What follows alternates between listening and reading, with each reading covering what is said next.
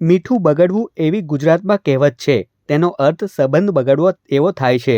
પણ માવઠાના કારણે ભરૂચ જિલ્લાના મીઠું પકવતા ઉદ્યોગકારોને આર્થિક નુકસાન વેઠવાનો વારો આવ્યો છે. ઉદ્યોગકારો દશેરાથી મીઠું પકવવાનું શરૂ કરતા હોય છે અને ફેબ્રુઆરીના અંતમાં મીઠું કાઢતા હોય છે.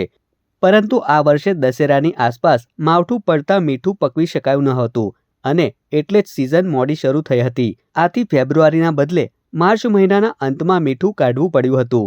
એપ્રિલમાં માંડ સ્થિતિ થાળી પડી ત્યાં જ મે મહિનામાં ફરી કમોસમી વરસાદ પડતા મીઠા ઉદ્યોગોને મરણતોળ ફટકો પડ્યો છે. જિલ્લામાં આવેલા 100થી વધારે અગરમાં અંદાજે 24 લાખ ટનથી વધારે મીઠાનું ઉત્પાદન કરાયું છે. કમોસમી વરસાદના કારણે 70% ઉત્પાદન ઓછું થઈ જતા આ વર્ષે 16 લાખ ટન મીઠું ઓછું પકવવાથી ઉદ્યોગકારોની કમર તૂટી ગઈ છે.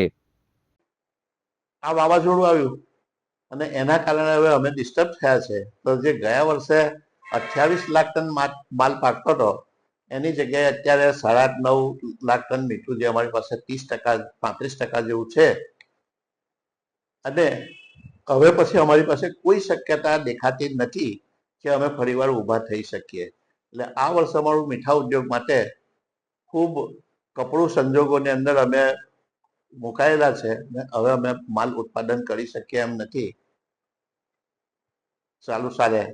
એટલે જો હવે નવા વર્ષે અમારે ઊભું થવું હોય તો સરકારશ્રીએ અમને કંઈક ને કંઈક સહાય કરે ને મીઠા ઉદ્યોગને બેઠો કરે એવી અમારી અપેક્ષા છે.